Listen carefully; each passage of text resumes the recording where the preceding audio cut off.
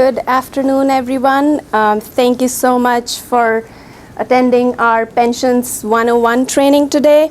I am Anumeha. I'm the Executive Director of the Pension Review Board, and presenting with me today are Michelle Cranes, Deputy Director, who has organized this training session, and Kenny Herbold, our staff actuary, and he will mostly be going over all the technical and fun aspects of pensions for you.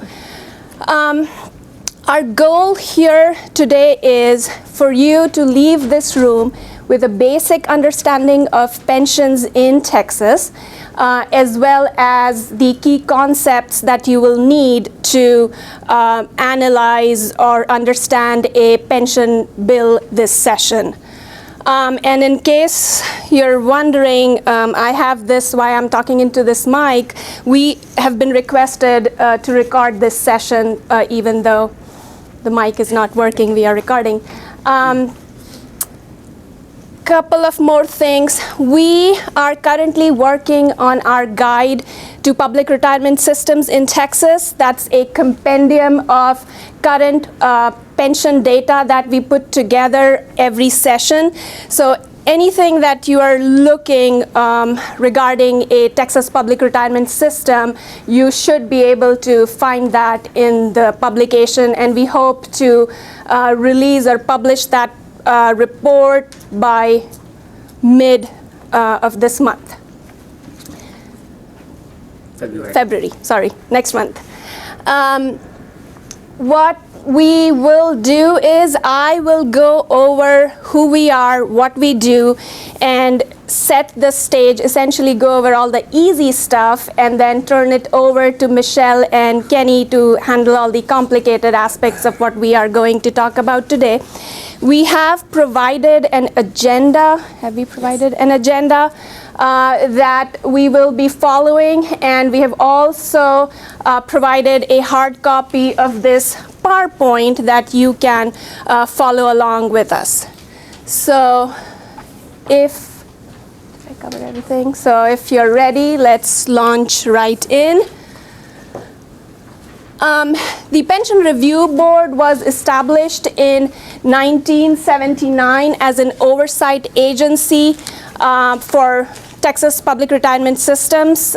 We oversee both defined benefit as well as defined contribution plans. However, our mandate for defined contribution plans are very limited. We are mostly focused on reviewing and analyzing defined benefit plans in Texas, and we will talk about the distinction between those two terms here in a bit.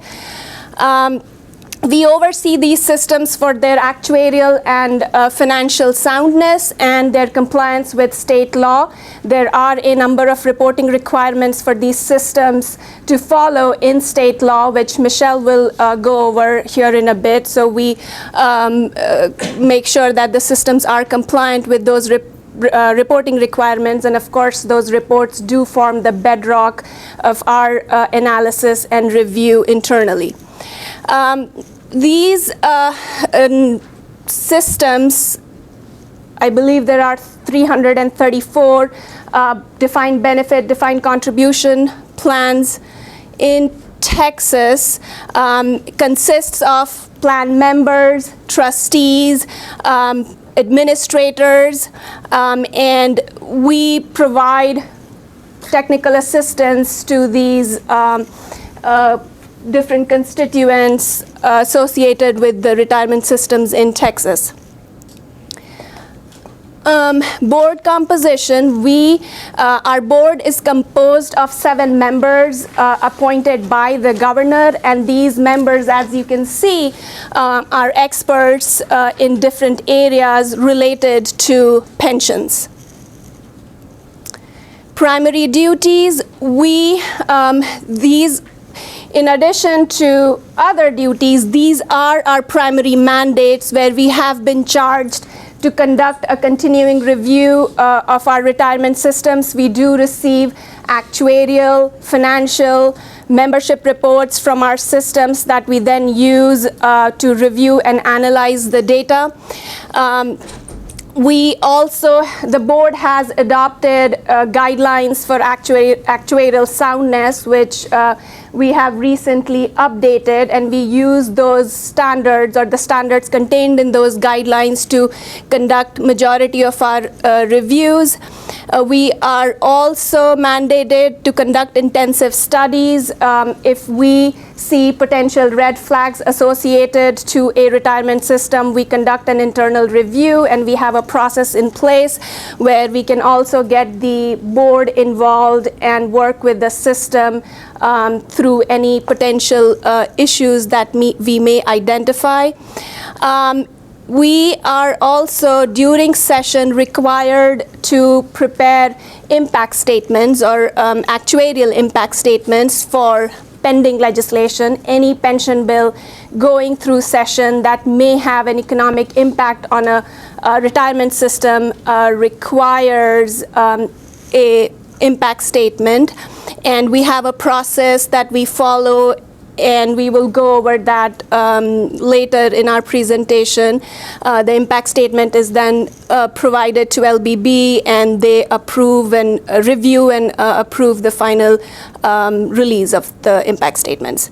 We also provide technical assistance to our constituents on a day-to-day basis. There may be plan members who reach out to us regarding their specific pension benefit, or retirement systems could reach out to us if they have questions with regards to state law.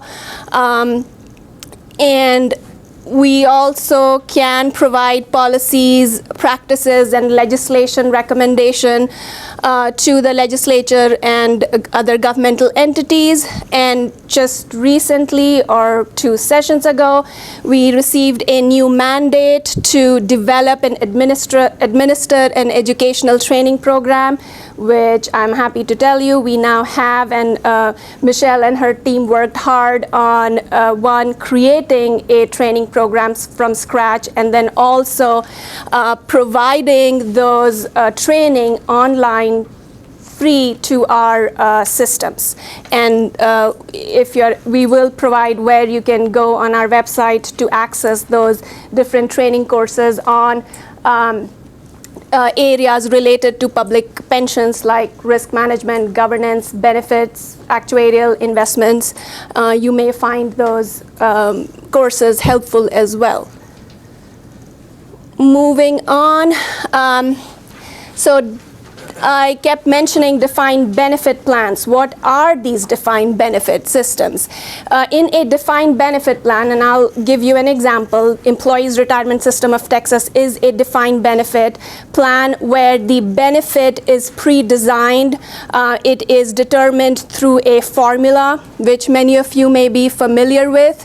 And the structure generally entails both the employer and employee contributing to this defined benefit plan, which then the contribution then gets pooled and invested, and the benefit that's provided to the members is essentially based on the formula that's predetermined. So for investment purposes, to use economies of scale, the contribution goes into the plan, the contribution then gets invested, which then forms the trust or feeds into the coffer of the plan, and the benefit, which is guaranteed through these defined benefit plan, then goes out to the members when they become vested and retire at a certain age as determined in the plan.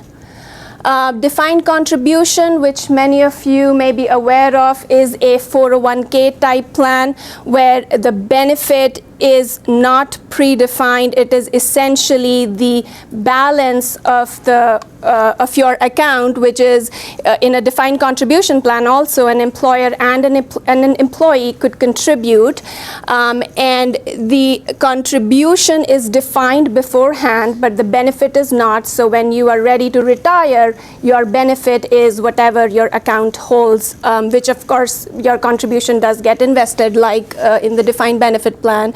But your final benefit is based on what your account holds at the end. Then there are some hybrid plans. in my mind, really, there are two types of hybrid plans. If you think about Texas municipal retirement system or Texas county and district retirement systems, they are a type of hybrid plan or a cash balance plan, which has a component of defined benefit as well as defined contribution structures, where the final benefit going to a member is based on the balance of their account. However, the benefit is guaranteed, and they do have a formula in place as well, and that formula essentially is the interest credit that goes into the individual account balances for the members. Another type of hybrid plan is where there is a DB and a DC component. So an employer may contribute to a guaranteed DB plan, which could be a small portion of a member's benefit, and there could also be a defined contribution plan where the employer contributes, and the two different structures then come together to make the final benefit for a plan member. And please feel free to interrupt and ask questions if you have any. It's always better to have a dialogue than a monologue. So please don't hesitate to interrupt if you have questions as we move along. Just to quickly give you the landscape of Texas plans. As I mentioned, there are 334 retirement systems in Texas, 93 of which are actuarially funded. Those are the 93 defined benefit plans that we predominantly oversee. And of the 93, TMRS and TCD are the two hybrid or the cash balance plan that we just talked about. In addition, there are 160 defined contribution plans, and these defined contribution plans are mostly supplemental plans. For example, with the employee, if you are in the employee's retirement system, there is a supplemental 457 or a 401k plan in which the employer or the state doesn't contribute, but you do have the option to contribute to a DC plan as well. And then there are 81 pay-as-you-go volunteer firefighter plans. These pay-as-you-go plans do not have a trust fund like a defined benefit plan does, and generally these systems are registered with us, but since they don't have any trust fund or asset, the extent of our oversight for those systems is to make sure if there are any complaints that these members have against their systems, they can come to us. Then the two hybrid or cash balance plans are the municipal and Texas county and district retirement systems. TMRS, which is the Texas Municipal, currently has 866 municipalities, different municipalities participating in TMRS. And in addition to being a hybrid plan, the TMRS administers retirement benefit for these 866 municipalities. It's a agent or cost sharing plan where different employers have decided to pool their assets together to provide retirement benefit to their employees. TCD is similar to TMRS, and there are 701 counties and districts currently participating in TCDRS as well. And both TMRS and TCD are created in state law, government code, and their main structure of their plan is defined, and the administration of their plan is defined in state law. Lastly, the defined contribution plans are in Texas primarily offered as, like I mentioned, supplemental plans. We have also included examples of defined contribution plans, 401A, 401K, 403Bs, which are mostly supplemental plans for teachers, as well as 457B, which is a defined contribution plan offered to governmental employees only and not in private sector. These supplemental plans are mostly used by housing authorities, municipal districts, and they are under state law required to register with us as well. I think that's about it. Questions? Good? All right, then I'll turn it over to Michelle. Thank you. Microphone, please.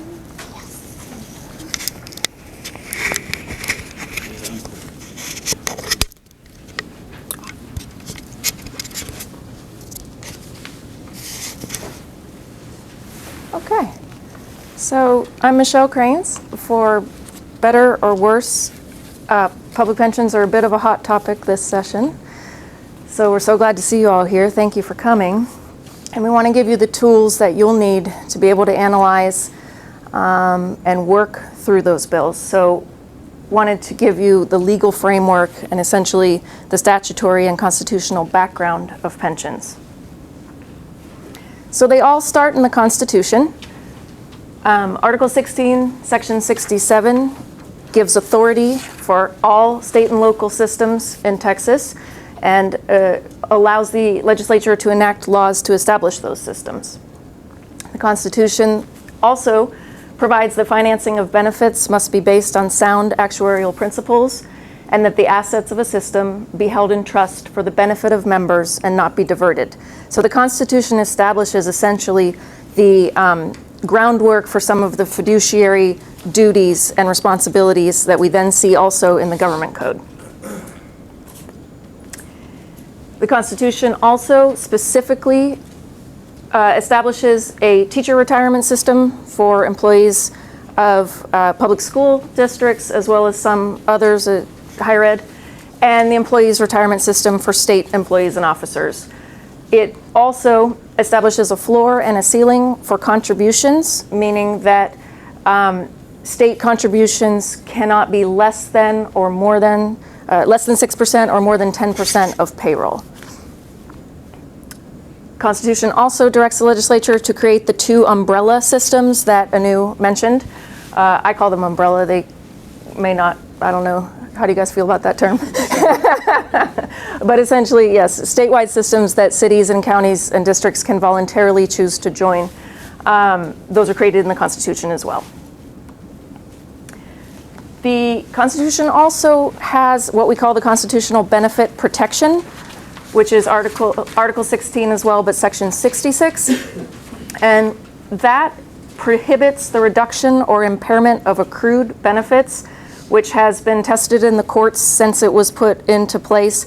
And essentially, to make a simple statement about it, courts have found that prospective changes, so changes to benefits going forward, do not violate that provision.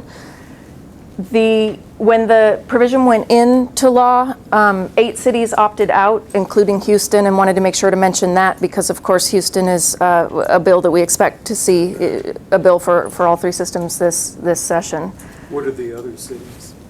I was sure someone would ask that, so I brought it. Let me flip to it real quick.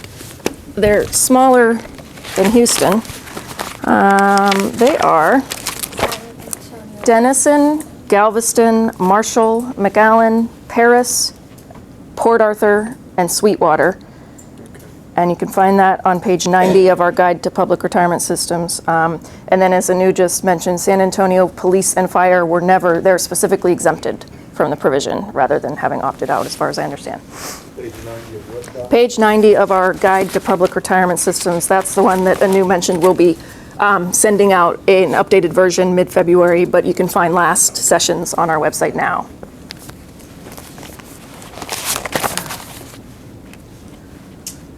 So by Yes. benefit protection, does that also mean age to vest and other things like that? Like let's say you can't, like let's say you're vested at 65, but they change the age to 70. Is that technically violating your benefits protection? So it's, of course, we're not attorneys, but it is our understanding, the courts have said that the benefit formula itself, which does include the vesting and age requirement, prospectively can be modified. Now, if somebody is already vested and eligible to retire, then they should be okay. But if somebody is started at 30 and the formula was changed, the prospective change in formula would apply to them. So if you're telling me that, let's say that they're, because the agency I work at, the retirement age is actually 55, and let's say that they're 1 year away from vestige, and then they're 1 year away from retiring, they can technically change that next year to push that person another 5 years before they can become vested, because it's prospective. That is my reading and my understanding of the lawsuit. Now, these lawsuits have been in the Fifth Circuit, so I don't know if they're going to get appealed or not. But, and I don't know if there could be some sort of grandfathering involved in that situation. But generally, what we have seen is with regards to multipliers, which is part of the benefit formula, if they lower the multiplier, that can happen across the board, like it happened in case of Fort Worth Employees Retirement System. They may have some, and this is just based on what I can think of, if someone is that close to retirement, I'm not sure how that's gonna play out. So it'd just be easier to make a new tier of folks like TRS does, where it's like tier 1, tier 2, tier 3 for any. Correct. So what we have seen is majority of the systems end up creating newer, cheaper tiers, right? However, there have been cases, for example, Fort Worth Employees, where they changed or lowered the benefit formula for everybody moving forward. So. Thank you. Thanks, Anu. Okay. Moving from the Constitution to statute, government code governs most public or all public retirement systems, and we provided a breakdown for you here. We also have code books at the back, which you're welcome to take with you, that contain these chapters. So essentially, Chapter 801 of Government Code is the enabling statute for the Pension Review Board. 802 through 810 apply to public retirement systems. Specifically, Chapter 802 establishes reporting requirements, the ones that require the reports that Anu mentioned that come to us, that we analyze, and those are also summarized, if it's helpful to you, on the first page of that code booklet that I mentioned back there. 802, 201 through 207 establish fiduciary responsibilities. And then Section 810 is sort of a catch-all, which establishes systems and governs systems that are not established somewhere else. And we're going to look at the enabling statutes for systems on the next slide, I'm pretty sure. But essentially, 810 would cover any system that was not created in another state law or in a local ordinance or other law. Yeah. Another piece of legislation coming out, and I was going to ask this earlier as well, but so there's current legislation going through that, if passes, would deny any future investment in Sudan and Iran. Would it be you guys who enforce that, or would you just red flag that if a person were to, or if a board were to invest in one of those places? Sure. So I think there's multiple bills right now that would affect some of the lists, which are prohibitions on certain public retirement systems, mostly statewide, although there may be some locals included now, investing in certain countries, right? Currently, we have responsibility for creating the list of companies doing business in Iran by virtue of the prohibition on investment in Iran. One of the bills I know of would take that responsibility and give it to the comptroller's office, because probably part of the reason being they are responsible for creating the list of companies doing business in Sudan. So those two lists are already on the books. There are some new lists being proposed, and don't know if I'm getting any more close to answering your question. Oh, yeah. Okay.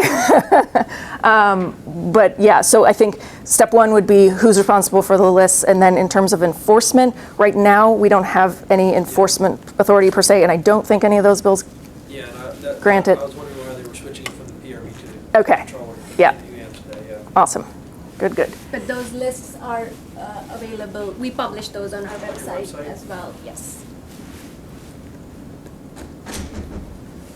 Okay, so then in terms of where systems are established and where changes to them would need to be made, this slide shows you the governance for the different types of systems, breaking them down by type of sponsor.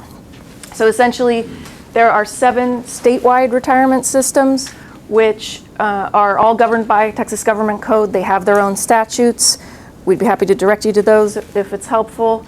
Those, of course, include ERS, TRS, the Texas County and District Retirement System that we've been speaking of, the Texas Municipal Retirement System, as well as TESRS, which is Emergency Services for volunteer fire departments.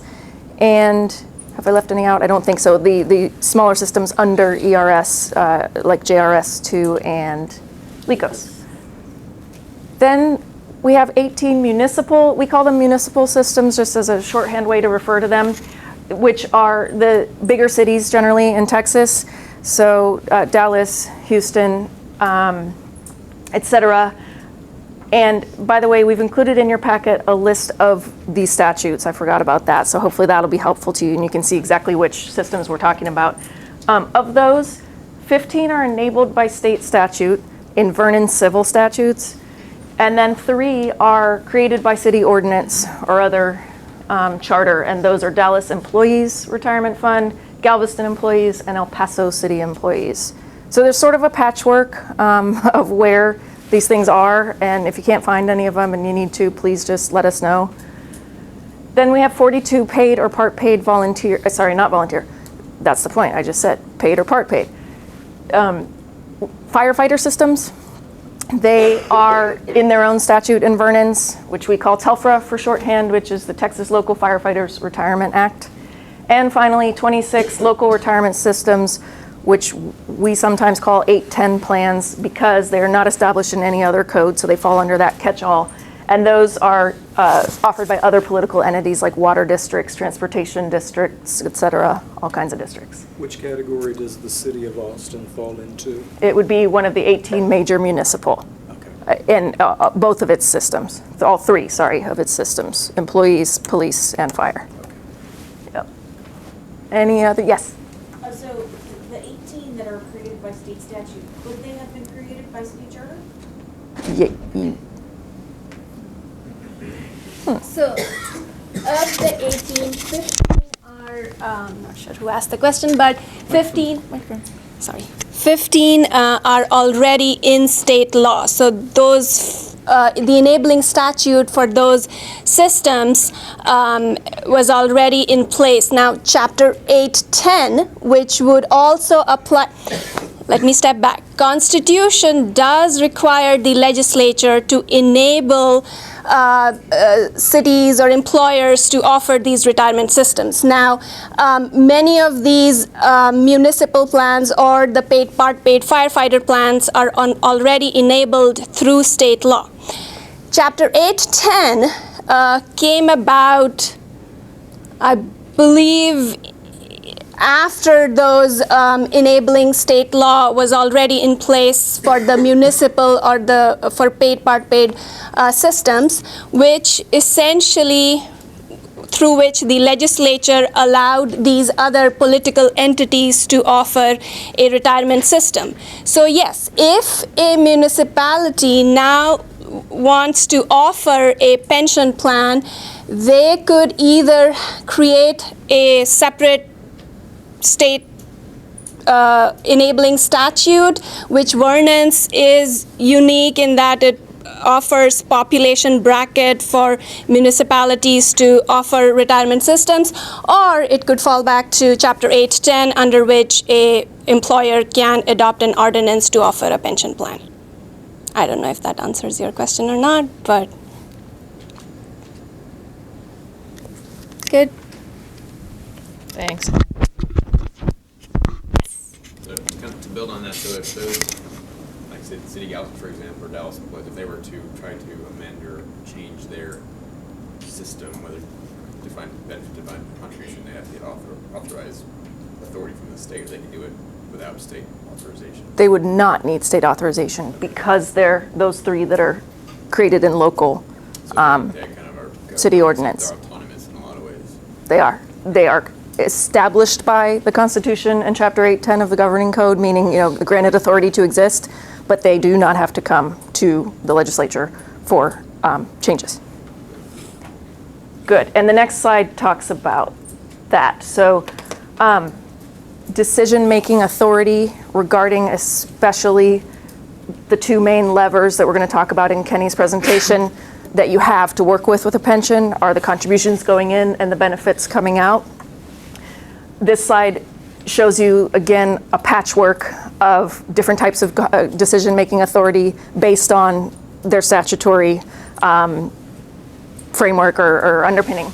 So starting with the statewide, TRS and ERS cannot make their own changes to contribution or benefit policy. Those are set in statute and can be changed by the legislature.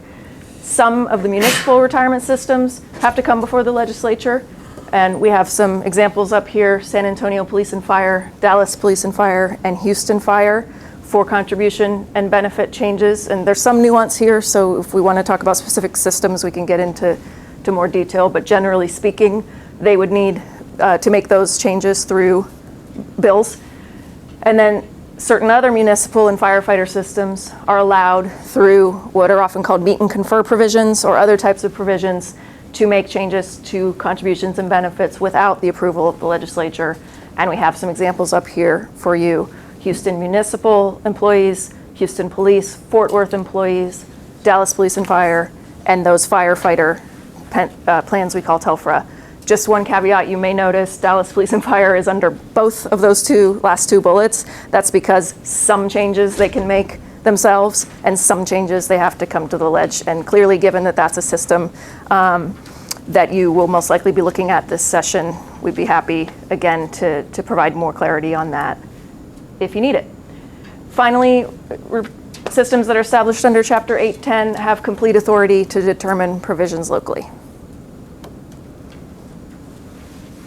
Do you have a list somewhere of who falls into which category? Definitely. What's the best one, Anu? The statutory list or Table governance of section? The governance table that we have. This one, we just, In the primer, this is the decision-making authority, right? So in the primer, which is again the version from 2015 or the 84th is available on our website. We have a section on page 90, that starts on page 92, contribution and benefit decision making for Texas systems. We have statewide, municipal, 810, TELFRA plans organized by those retirement system types, their governing statutes, as well as the two levers that Michelle mentioned recorded in this table. So it's handy. You can refer to and see what the structure is for a system to change their contribution or benefit structure. thank you. Anu, you can give the microphone to Kenny, please. We are moving on to the really fun stuff. Yes. The statute also dictates governance issues such as who's on the board and that sort of thing. Yes, for the most part, for the systems that are in state law, their statute, governing statute, does define the board composition or the board structure for those systems. However, the few that Michelle mentioned that can meet and confer, like Houston Muni, Houston Police, they do have the authority to change their board composition through the meet and confer process.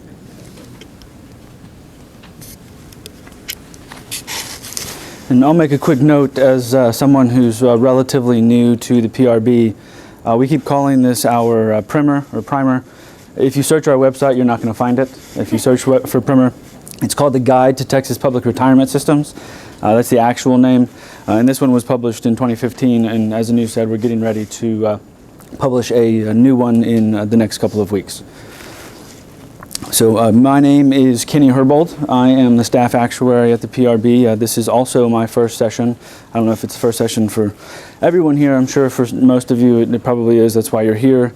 But I'm here to kind of give you the very basics of how pension plans are funded, as well as give you kind of an overview of where things currently sit in Texas, and then what we actually do during session, and kind of how we analyze the bills that are going through. So again, if you have questions, please feel free to stop me. I think we're scheduled until 3 o'clock, right? So 3:30. Okay. Well, I'll still try and go through relatively quickly, so we have plenty of time for questions. And if I have a tendency to ramble, please stop me and tell me you need something clarified. All right, there we go. So the basics to financing a pension. We have two sides to an equation. The left side is contributions and investment income. Those are the inputs to the plan. The other side are the outputs. Those are benefits that are being paid out, and then any expenses. Expenses tend to be on the minimal. Benefits make up the majority of what's going to be paid out. So it's the contributions are, as Anu, I can't remember if Anu or Michelle said, they're going to be coming from the sponsor or the associated governmental entity, as well as from the members. Investment income is all of the assets that are invested. That's the idea of, we'll get to funding types, but the idea being you don't want the members and the sponsor to have to pay for everything. So if we put money in ahead of time, we make all those contributions ahead of time, we can invest those and use the investment income to help pay for all the benefits that we have to go or have to pay out. We do like to say that the true cost to a pension plan are the benefits that are being paid out. A lot of people, when they look at cost, they're looking at how much is the employer or the employee having to pay, but ultimately what it's coming down to is how much you're going to have to pay out at the end of the day. There's two ways in which you can, I'll say, fund a plan. You can treat a plan. One is pay-as-you-go. Social Security is a pay-as-you-go pension plan. There are really no assets being held in trust or invested for that plan. It's basically taxes in, go to pay the benefits for that year. With respect to Social Security, if there's anything left over, they do happen to go into a trust where they buy government bonds, but that's one plan in Texas that is pay-as-you-go is called JRS1, and it literally the money that needs to be used to pay out benefits that year is all that goes towards the plan in that given year. So that's pay-go. It's literally pay as you go. Whatever benefits need to be paid out that year is all that you have to contribute. The other side of it is pre-funding, which is what I was talking about a minute ago. That's where you want to put contributions in ahead of time in order to accumulate some assets until you don't have to completely pay everything as you go. Yeah. So for expenses, I know that it can change depending on who your governing body is. So I know for a state agency, our expenses just really consist of fees to investors and stuff like that, right? Right. But I was wondering, does a city have to pay for its own administration of its own plan? Does that have to come out of the city's fund, or does it come from the legislature? So any pension or retirement system has its own board, and so all of the administrative aspects of that particular system are going to come from the contributions from the plan sponsor and from the members. So the only systems that the state legislature or the state contributes to are ERS and TRS. Well, and then the emergency services as well. They make contributions to that, but those are the only three. Wrong button. There we go. Okay, so to talk about how we actually fund the plan, these are pre-funded. For a defined benefit plan, Anu mentioned that you don't really know what the benefit ultimately is going to be. It is there's a formula that tells you what it's supposed to be. It's going to be based on the length of service and salary that the employee makes when they ultimately retire. But the day you start, you have a promised benefit to you that you want to start funding for right at that point in time. And you're not going to know, no one knows exactly how much that's going to be. So on the defined benefit side, the actuaries are making a whole bunch of estimates as to how long people are going to work, how much they're going to make when they retire, when they're actually going to retire, and then how long they're going to live afterwards. And so that type of calculation is being done, and then a recommended contribution is being determined for each given year.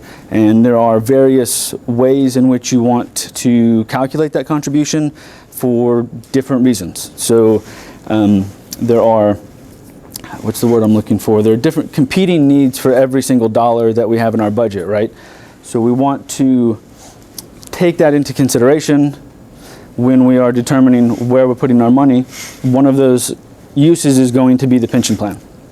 And so it's a matter of, we don't want to contribute too much now and take money away from other services.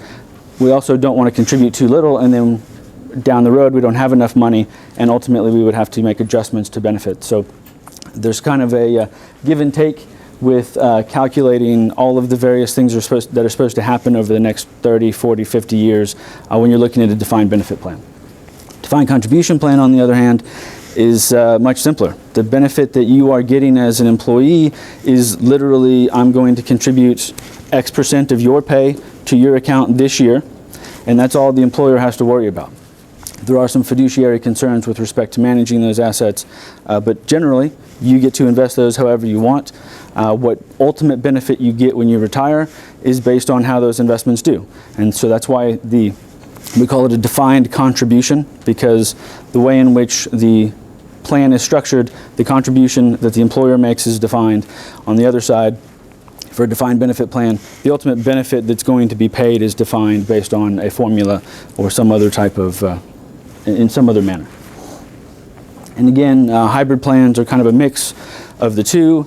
With TCD and TMRS, they are essentially they look a lot like a DC plan, but the formula is defined and they are funded like a defined benefit plan. So that's part of what makes a cash balance plan a hybrid plan. When you're looking at your benefit, it's typically presented as, this is your account balance, but all of the investments, everything that's going on in the background kind of falls on the system and on the employer.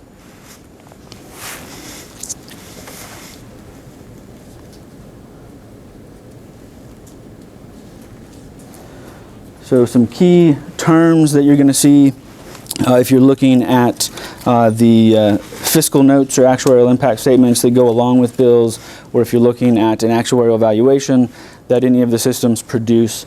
That basically what we're doing is we are defining, I guess these are terms that we use when we're trying to value and make a determination whether or not we have sufficient assets.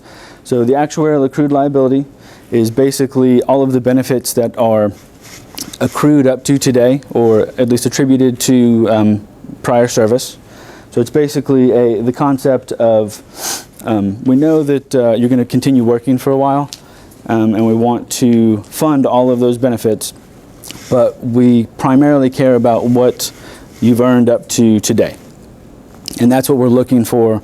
We're going to worry about future benefits in the coming years, and we're trying to smooth out those contributions. That's why I was saying there's different ways in which to calculate a contribution in any given year, but one of the concepts is you want to smooth out those contributions and make it a little bit more, those contributions stable from year to year. So actuarial accrued liability, again, is simply the liability that's been accrued up to today's date. Your actuarial value of assets is the level of assets you have in your plan. In general, we don't necessarily use market value of assets, which is what you have in your investment statement. That's basically what the market value of assets is. Actuarial value of assets is close, but not quite. It's essentially a smoothed value. Pension plans are a long-term concept. There's something that, we're doing projections out 50, years or more in many cases, and so we don't want the calculated contribution in any given year to be overly influenced by market fluctuations. So actuarial value of assets are typically a smoothed value where we take the gains and losses over the past few years and kind of smooth them out a little bit, and that allows the calculated contribution to be more stable from one year to the next. The unfunded actuarial accrued liability is simply the difference between the two. So if you have more liability than you do assets, then you have an unfunded piece that's frequently referred to as pension debt. If you're reading articles about it, that's certainly one of the things that was discussed significantly in articles about Houston. It's big news with respect to Dallas, is what are we doing with the unfunded actuarial accrued liability, and then who's ultimately paying for it. The idea, though, is that essentially what this is when you spread this out over future years, you're still paying for service that you received in the past. So you're paying for your employees for things they did in prior years, which is why one reason some individuals consider going for 100% funding at all times a reasonable goal. So I'm not saying that is the only approach to funding a plan, but that's certainly something that is considered. So that takes me into how we measure plan health. So one of the key measures that we use for plan health is called the funded ratio, which is why I was talking about if you want to get to full funding, which is 100% funded ratio, we're comparing the actuarial value of assets to the actuarial accrued liability. So it's another calculation using those two items that I mentioned on the last slide, but instead of taking the difference between the two, it's essentially a ratio. So, yeah?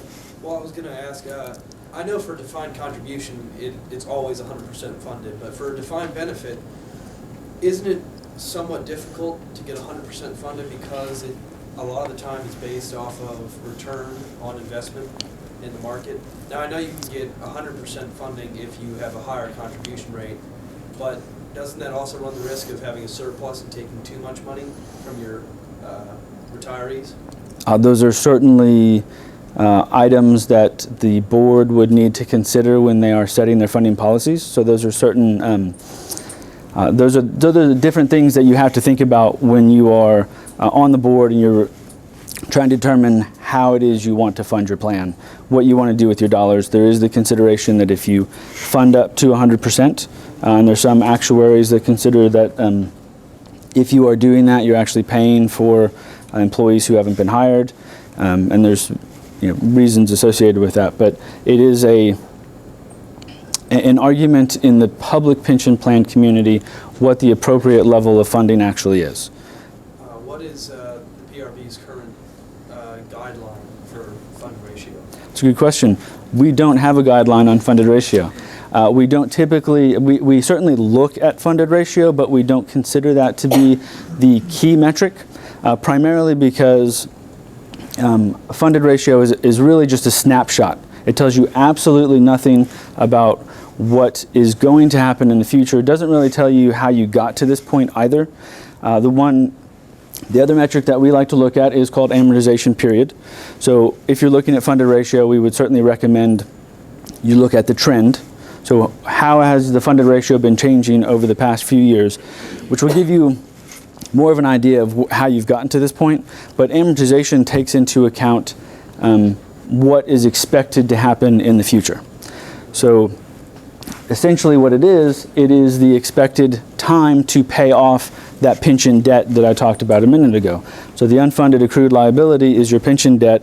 You can think of it like a mortgage, and the question is how long is it going to take you to pay that off over the next X years?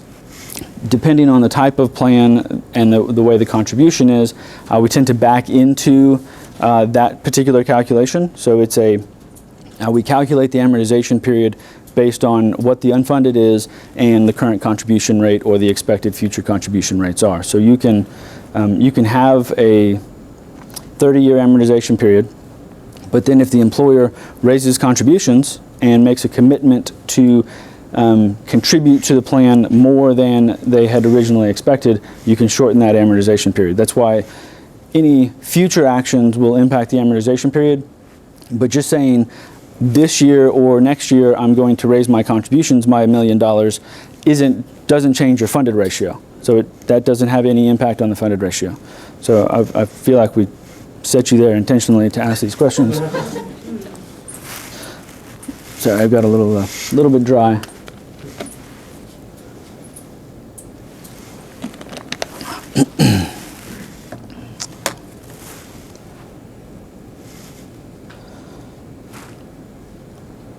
Okay, I'm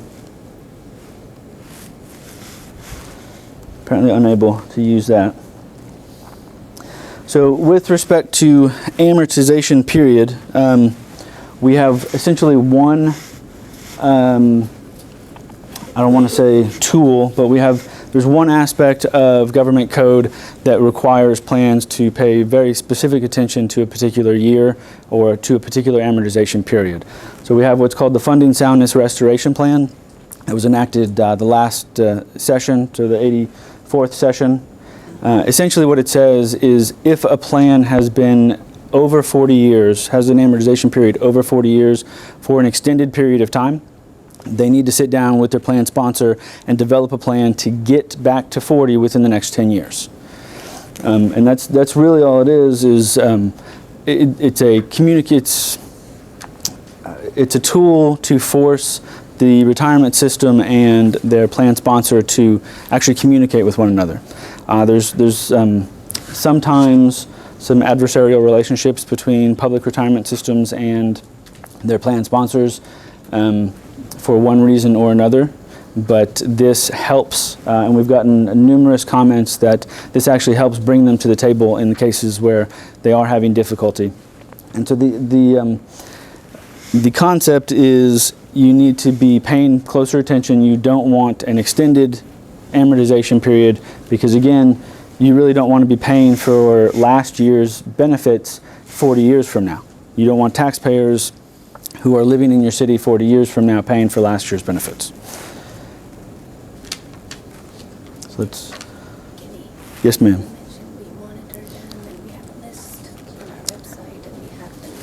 Sure. One thing I should mention is that plans who are subject to the FSRP requirement are required to submit this plan to the PRB. So we monitor all of those. We review them to make sure that we believe that the plans that they are enacting are sufficient to meet the requirements. We also report them to the legislature as well. There will be a list of them included in our next guide to public retirement systems. There's not in the last one since this essentially came into effect this past year. The first reporting requirement was November 1st of 2016. And so we are keeping an eye on, I believe there were probably a dozen plans that were subject to it and reported to us by November 1st. So we're keeping an eye on those plans as well. Is that everything that okay. Anu mentioned the guidelines for actuarial soundness. These are our current guidelines that are in effect for this session. We did adopt new guidelines at our last board meeting last week. However, those don't go into effect until after the end of the session.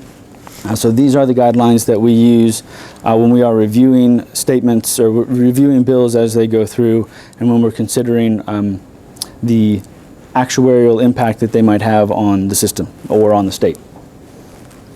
I'm not going to read through all of this. It's generally, we want you to measure everything that you're supposed to be measuring. You're supposed to be taking everything into account. You're supposed to be following actuarial standards of practice and doing everything the way you're supposed to.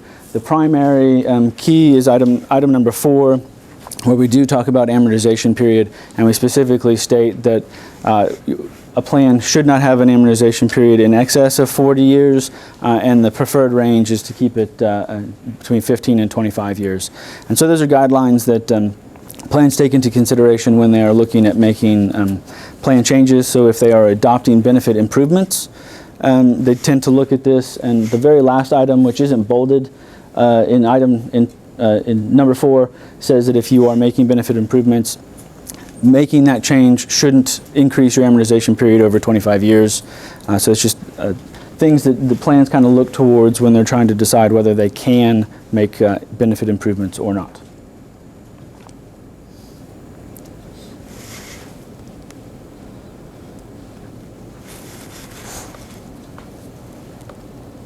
That's backwards. Okay, so let's talk a little bit about where we are in Texas right now. I will point out, I think when both Anu and Michelle were talking, they mentioned 93 plans. You'll notice on the rest of these slides we have 92. That's because we had one plan register with us recently, so we don't have financial information for them at the moment. So if you are have an attention to detail and you'd like to nitpick, you would find that particular difference. So. Just one last question on the last part, because I know it's important, and I've heard, especially at the last committee hearing, a lot of questions about this investment return ratio. Can you explain what that is? The investment return ratio? The rate of return, or what that is? Assumed rate of return. Okay, so you're asking about what the long-term assumed rate of return is? Assumed, yeah, sorry. Okay, just wanted to make sure I was clear. So. So when an actuary is projecting benefits for a pension plan, again, I said they're making assumptions about what benefits people are going to be paid 50 years down the road. We know from finance that $1 today is not worth the same thing as $1 50 years down the road. So in order to get that value of that $50 from 50 years from now, you have to bring it back or discount it to today. And that's where what we call a discount rate comes into effect. Actually, I think at the moment, all Texas public retirement systems, they use their assumed rate of return on their assets as that discount rate, which is why it has such a huge impact on pension plans. But essentially what it is, it's the assumed rate of return that the system believes they can earn over the long term based on their existing asset mix. So it's important to understand that this is a long-term projection. It's not a 1-year projection or a 5-year projection even. It really is, it's looking at 20, 30 years plus as to what is reasonable to be achieved over an extended period of time, and it's the average annual return over that period. Does that essentially answer your question? Okay, and so it has such a big impact though because you are discounting future years. And essentially what happens, I think we discussed this later on in the presentation, is that the larger that number is, the smaller the present value is. So if I assume that I can earn 5% over the next year, I don't, I need 95, it's not quite right, but I need 95 cents today in order to have $1 next year.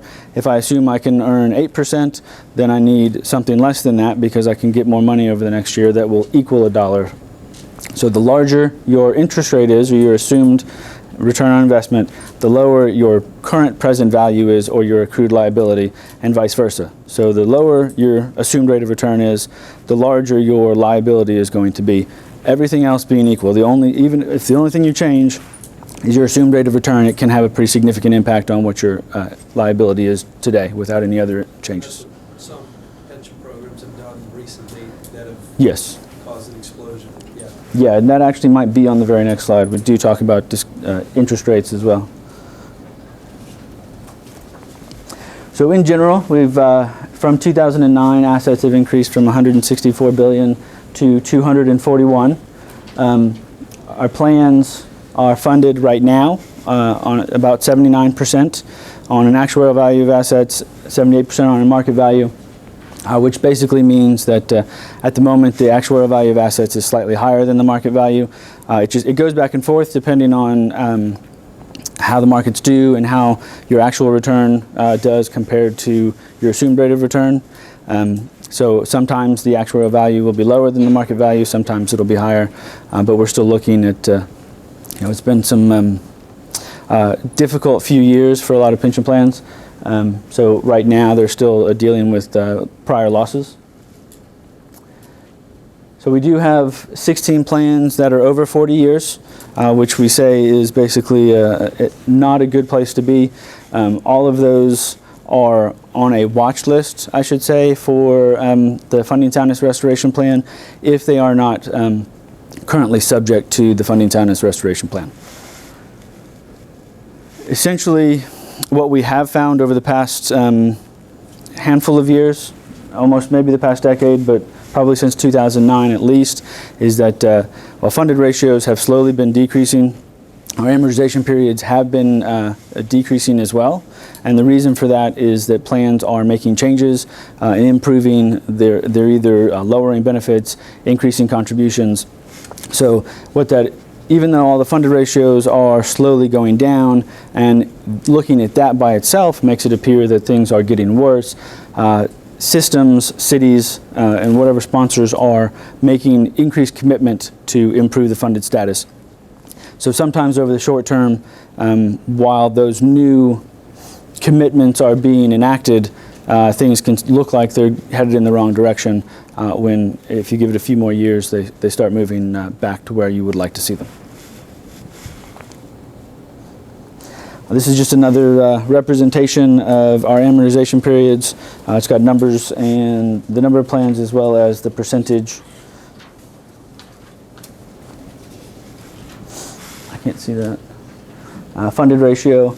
These percentages are ones that you might see in the news regularly.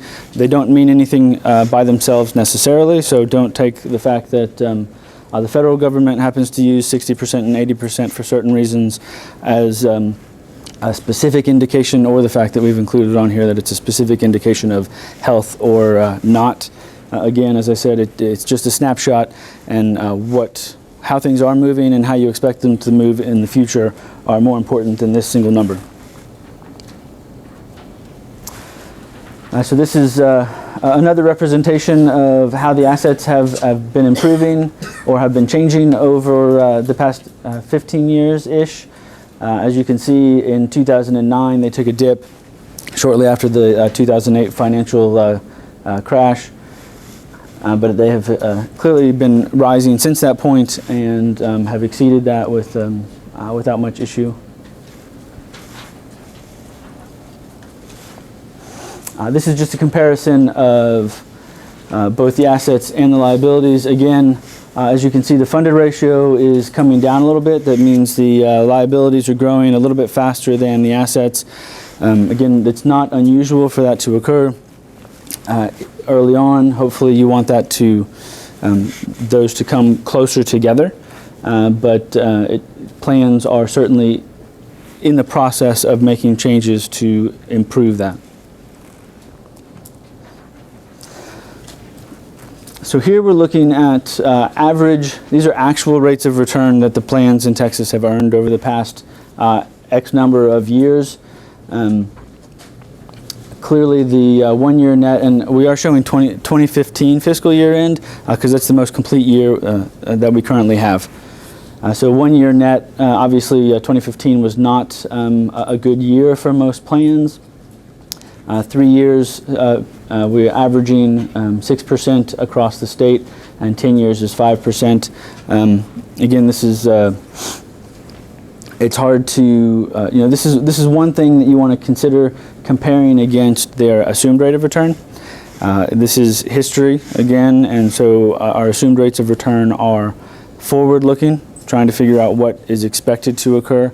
But this does give a good indication that the last 10 years have been pretty rough for most plans.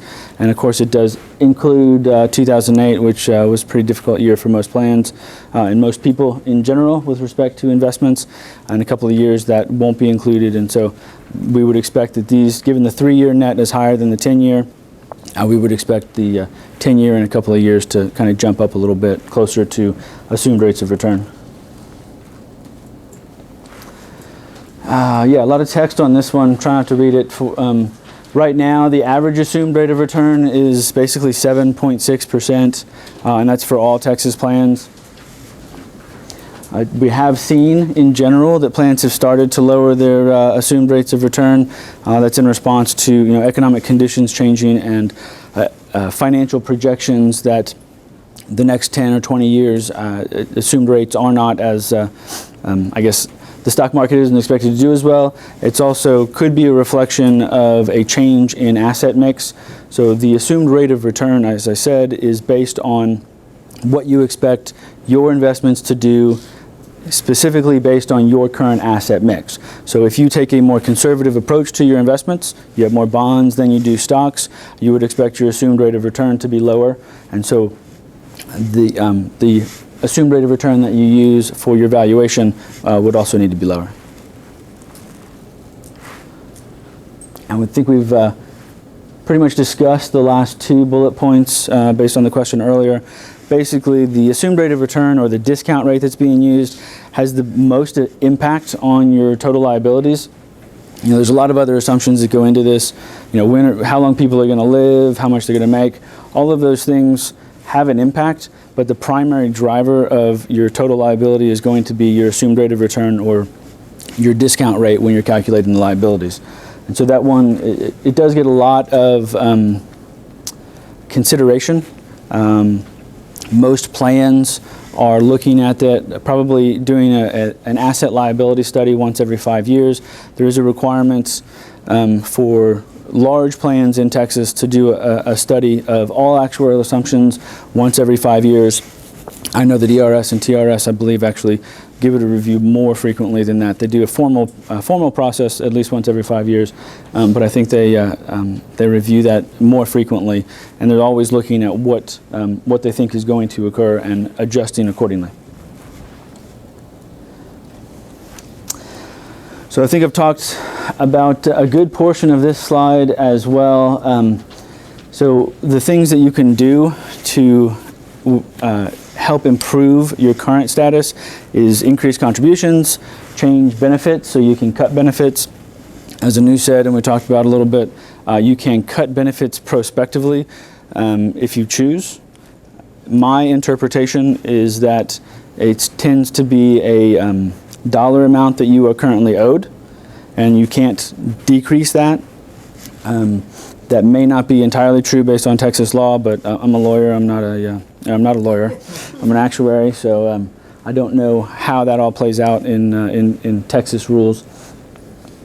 You can also improve. You can introduce a new tier, which basically means you're not cutting benefits for existing employees. You are changing the benefit structure for new hires. Has absolutely no impact on your funded ratio, on your existing liabilities.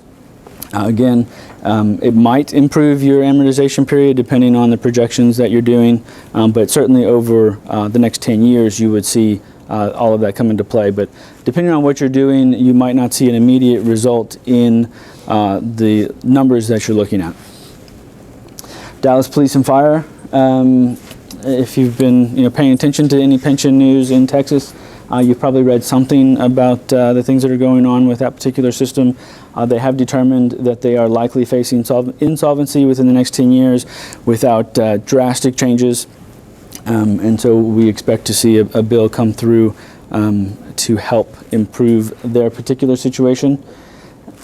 There are a number of other systems that are having issues. We don't feel that any of them are facing near-term solvency issues, but like we said, there are a decent number of plans on the FSRP list that are all above 40 years amortization. Can I ask a question? Absolutely. For the local plans, is there any constitutional or statutory obligation for the state to intervene in terms of insolvency?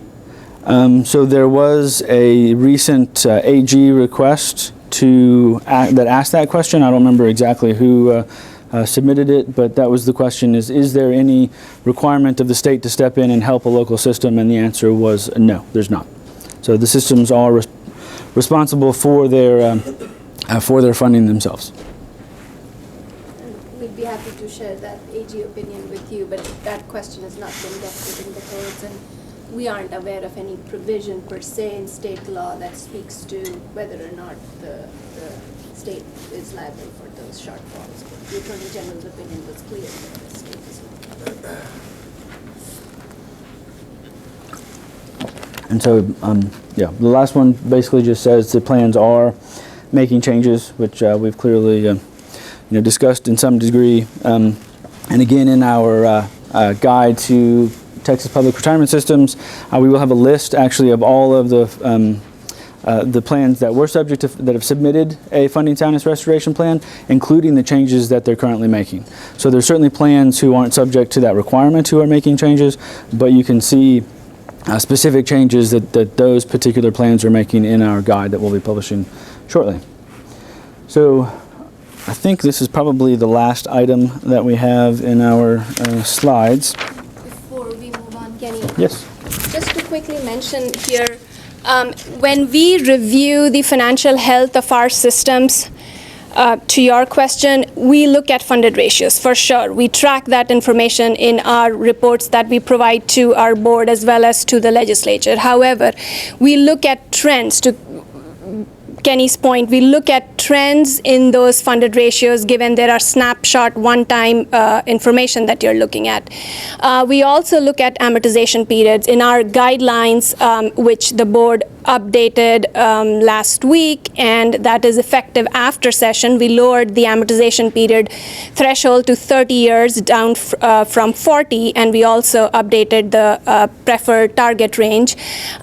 We look at amortization periods, which is whether or not the system's contribution structure is set in a way that it would pay off the unfunded or pay off the pension obligation that it currently owes.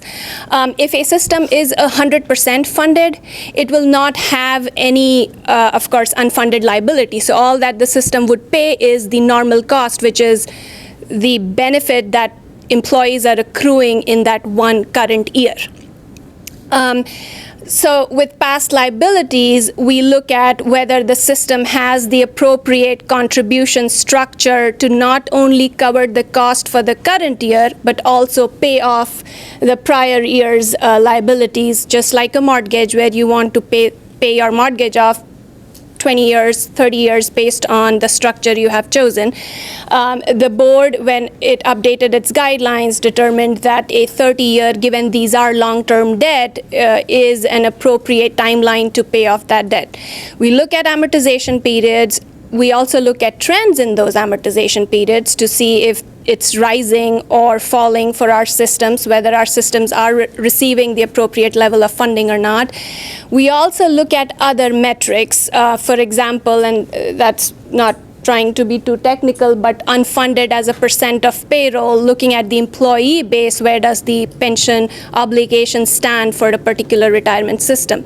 So looking at one metric to gauge the financial health is something that we recommend against. We rather would look at different metrics or factors to get a more complete picture of where the financial health of our systems stand. We have also started looking at the GASB disclosures that systems have started providing to us, and we have also started including the GASB, which is on the accounting side, has nothing to do with pension funding, but additional information that we have started including in our reports is how the systems are doing on the accounting side. Now, in our guide to public retirement systems, we have, for this session and moving forward, have started including expanded trend time series data that you will notice and look at for different system types that we had categorized here. Given statewide systems, specifically TRS tends to be, it is the largest, so to make sure we have the statewide grouped together and the smaller ones grouped together, so there's more apples to apple comparison, is why we organized the report the way we did.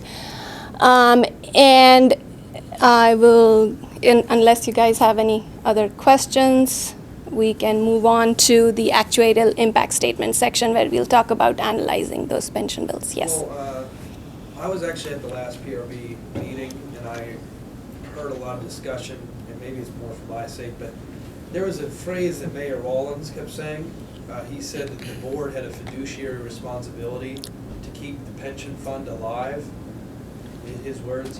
But when facing, and maybe you guys can't answer this, but when facing insolvency, does the board have a duty to pay out all those funds or to make sure that the fund survives? Because there's kind of like a statutory or a legal question there, I feel, because you do want to have a pension fund for folks who have put in for years, but you also don't want to deny the folks who can't get these perhaps huge benefits that should years back should have been made. But what do you feel about that? Because that was something that came up multiple times, and I was just wondering about that. What does fiduciary responsibility mean? So that is definitely a legal question, and I would try to not misspeak, or since I'm not an attorney, to try to interpret that, but it's our understanding that the fiduciary responsibility of pension boards are towards the plan members and the beneficiaries. Now, how that's interpreted, whether or not, if someone's arguing that those generous benefits that were given out was not right, or making a fairness argument, that's something we wouldn't be able to speak to. What we always recommend systems to do is, if you're promising a benefit, make sure you fund it. You have a plan to fund it ahead of time. Now, things could go wrong. In case of Dallas Police and Fire, yes, they were guaranteeing a high interest credit when even the markets weren't doing well, but those are decisions that pension boards should be weighing and looking at when they're making or designing the plan benefits for their systems.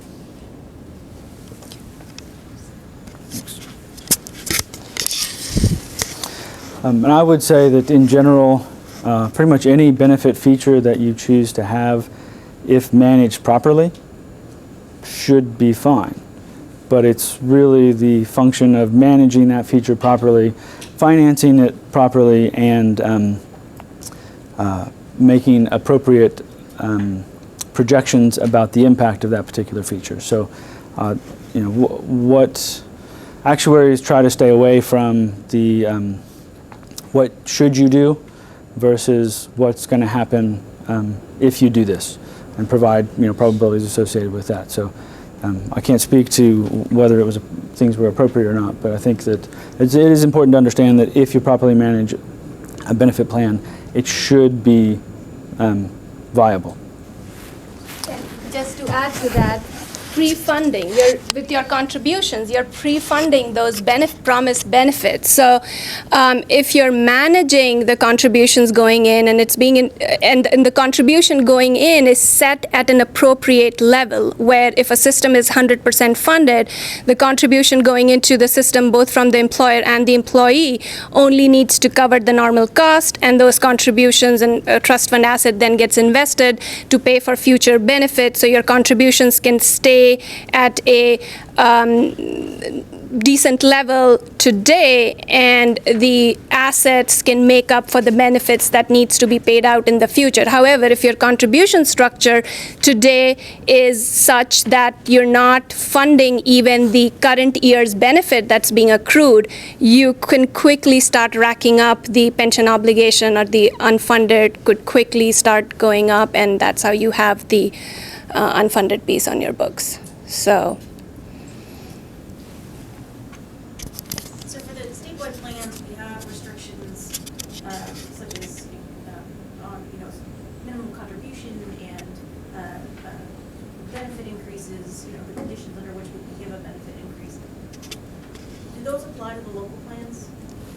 You want to answer that? Those constitutional contribution floor and ceiling for the two statewide systems applies only to them. In our guidelines, which are guidelines, they're not requirements, there is a standard or a recommendation for systems to not provide any benefit increases if their amortization period is over 25 years. Now, specific statutes of those systems may have certain requirements. I cannot think of any off the top of my head. For example, I know for sure TELFRA, Texas Local Firefighters Retirement Act plans, which is a statute that provides a framework for these 42 part-paid fire departments. That particular statute does have a floor for contribution rates where the employers cannot go below a certain level But not all systems have that. However, to our knowledge, none of the 93 systems have taken a contribution holiday, so to speak. So.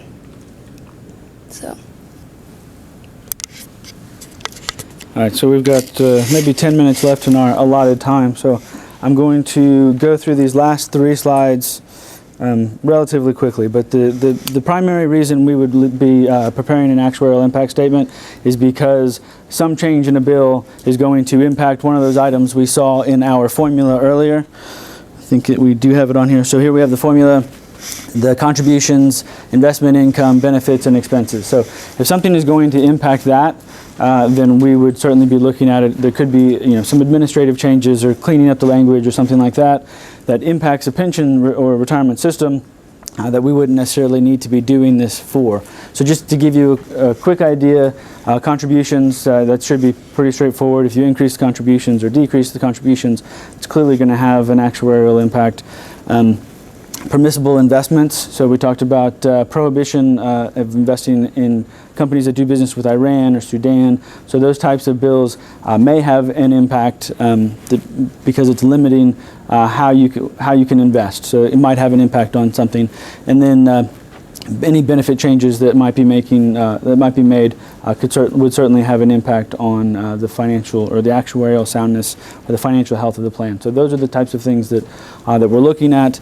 We did give some examples of benefit changes. I'm sure you guys can read those yourselves. So the last slide, or second to last slide, excuse me, is essentially the actual process that we follow. In your packet, we've also included specific documents that kind of go along with this process. So we have included one of the bills that was submitted during the 84th legislature. This happens to be an ERS bill raising contributions. So this bill was filed, which has as an actuarial impact to it. So we need to take a look at that. Essentially what happens is the system's actuary produces an actuarial analysis. So they look at the cost first. They look at the bill, they say what kind of impact is it going to have. They provide their estimate or their calculations on what they think is going to occur. I do want to, we'll wait for that actually. They provide that to us. Me in particular or our board actuary takes a look at that and basically provides a second set of eyes or a review of that. We produce what we call an actuarial review. That's this memo here called a review of an actuarial analysis. We essentially go through it, summarize the bill, summarize the findings of the plan's actuary, determine whether we agree or disagree, whether we think their assumptions are reasonable, and then we produce an actuarial impact statement that we submit to the LBB, and the LBB takes that and they publish a final actuarial impact statement that that basically flows with the bill throughout the entire process. I will draw your attention to this particular one has a table on here, and you'll notice that we talk about the impact on the amortization period, the impact on the funded ratio, and you can go through and see the way in which it's structured. We talk about the actuarial effects. We summarize the provisions of the bill that impact the particular system that we're looking at, or in case of some that might impact all of them, we typically address all of the systems that are included. I know there was one other point I wanted to make. I just don't remember what it is.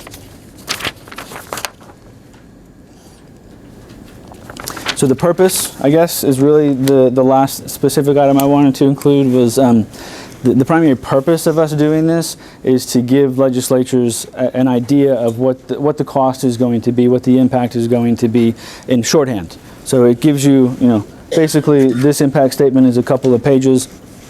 So you can look at that, and you've got two actuaries looking at it and telling you their opinion on what's actually going to occur. See what else we got. And so we've also included some resources on our slide. We have a number, we're proud to say we have recently finished all of our actuarial courses, some online courses for general, education for pension plans. So you're welcome to go to our website and look through those courses. They're free for anybody to look at. All you have to do is enter what agency or what office you're with and your name, and you have access to them. And it goes through the list of all the courses. So all the information we talked about today is included in there. Additional detail about how the calculations are done, different information about governance, what your requirements are as a fiduciary, that type of thing. All of that is included. And you don't have to press submit at the end if you don't want us to know your score on the quiz. Totally up to you. Or if you're really proud of it, send it to us. Cool So, stuff. if there's any additional questions, we'd be happy to take them now. I think we're also going to stick around for a short little bit if anybody wants to talk one-on-one as opposed to in front of a group.